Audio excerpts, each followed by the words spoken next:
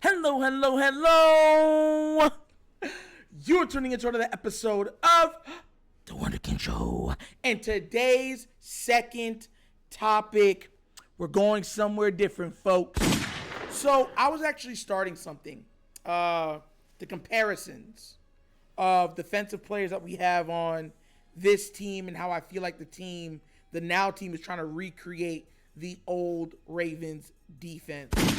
And, of course, I started off with a Jabo, but next I had somebody coming up that I thought a lot of people were going to like because we were going to go into their careers and other things like that, dominance. But before I actually did the video, I was watching the Rogue Pod, and if you don't know who that is, that's Hendo's show. There's a really, really good show. If you ever get a chance, go give him a look, give him a shout out. Works, seems to be a good dude and makes good content. And you already know Lunch Break Hot Takes sometimes be up there with him. So that's all love. That's the brotherhood right there. But he had a topic that kind of bothered me a little bit. So I ended up making this video because of it.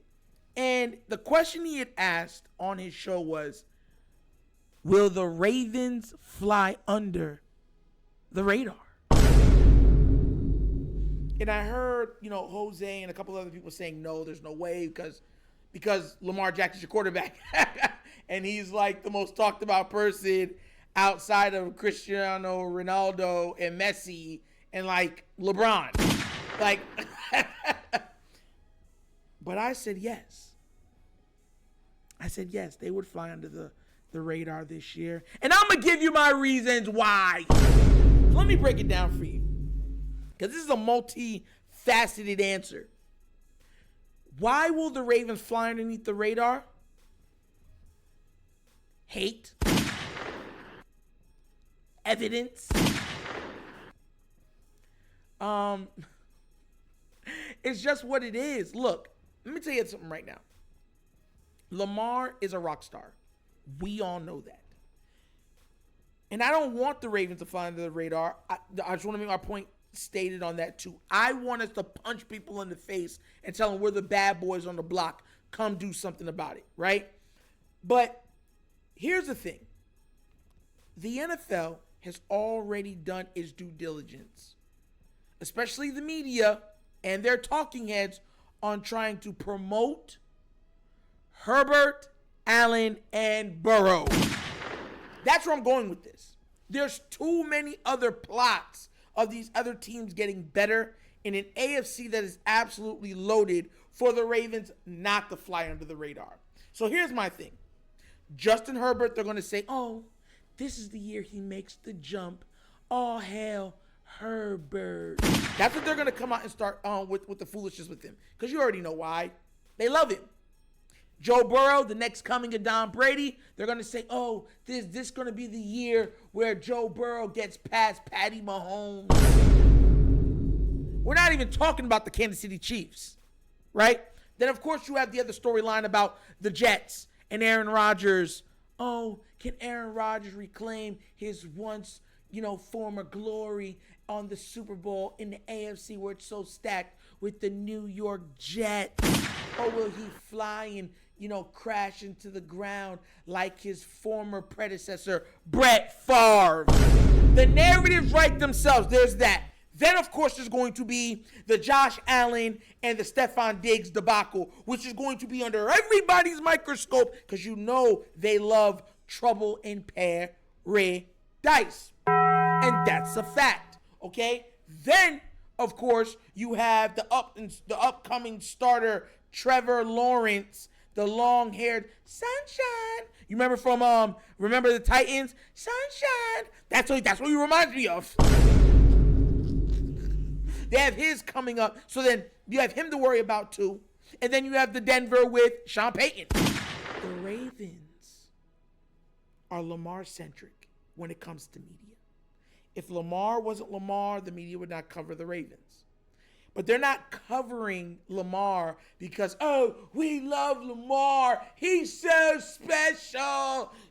Dude. No, they're covering him because they want to bring him down.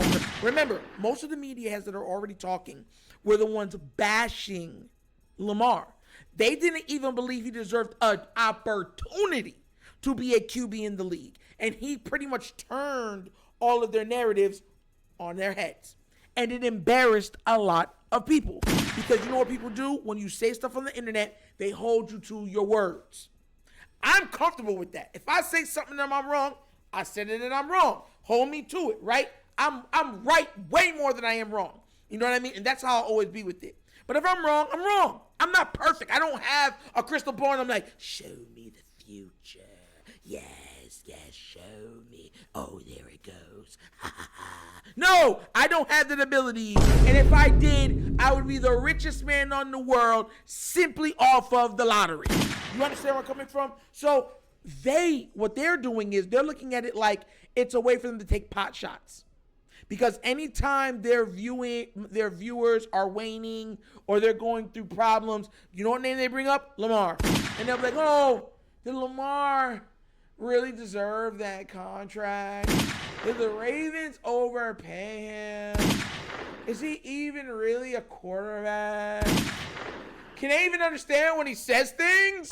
Like, that's where they go. It's not the Ravens, it's Lamar. Right? So when people say the Ravens fly under the radar, yes, they're going to fly under the radar. A lot of analysts don't even have them making the playoffs this year. They don't have them making the playoffs this year. A large portion, like 30, 40% of them, do not believe that they're making the playoffs this year. They believe that Burrow will win the division. They believe Deshaun Watson is going to be become better in that system and start showing flashes of the old Deshaun Watson. But then you have to think, okay, well, who are all of these other teams in the AFC that could come out of it? Well, all the teams with the good quarterback. And that's my point. There's too many narratives. And Lamar and the Ravens are not leading that. Lamar is used as a patch. You understand where I'm coming from? If they don't have to bring up Lamar, they don't. They won't. They only bring him up to denigrate his name, right? To take pot shots at him, or when there's absolutely the show needs viewership. So they'll start something and be like, who would you rather have, huh? Lamar Jackson or Daniel Jones?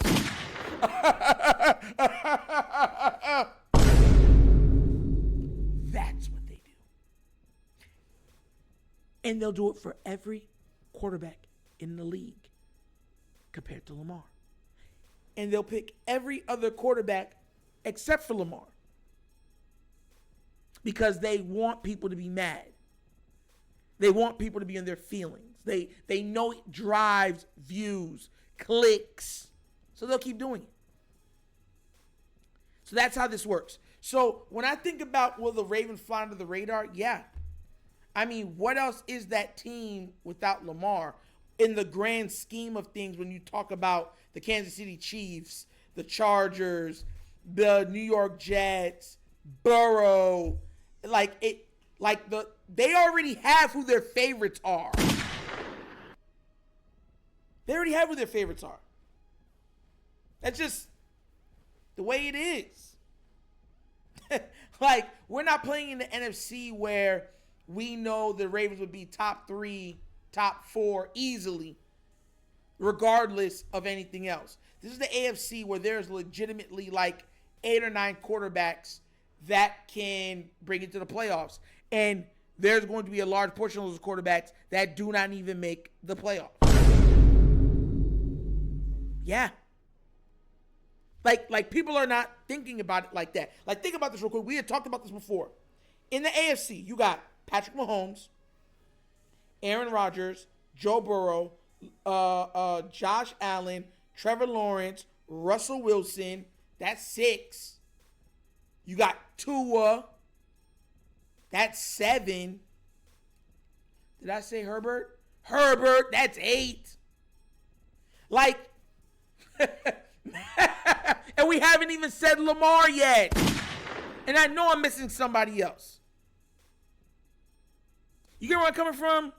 So that's what I'm saying. Like, the NFL for the AFC is stacked, and there's so many different, you know what I mean, storylines. And the only way I could see Baltimore being the head of those storylines is if either Lamar comes out and struggles mightily, which, let's be real, that's not happening, or he explodes and this turns into a more throwing version of the 2019 Baltimore Ravens. That's the only way.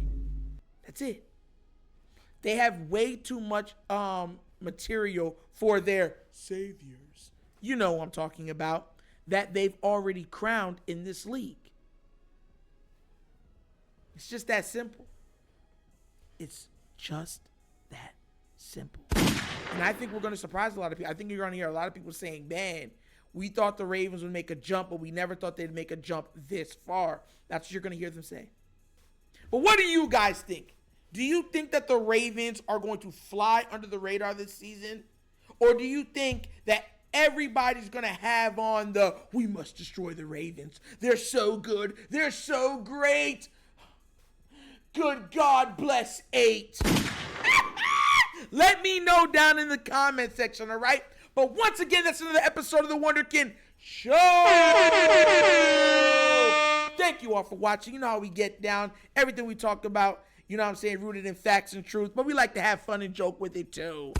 Please do remember, like, subscribe, hit that notification bell, and leave a comment. You know, I let the comments just be respectful when you do. Respect goes a long way, both ways, for everybody in there, and we'll have no problems. And if you would like to donate to this channel to help it grow, bottom of the screen on this side, you'll see a QR code. That's to a Cash App. You can also find the name of the Cash App in the description of every video that we do, and the name is The Wunderkind Show.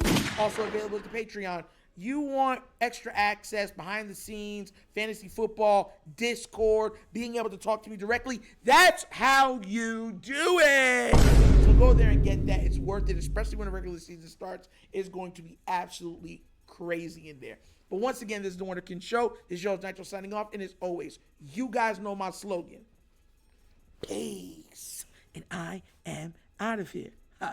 Yerp.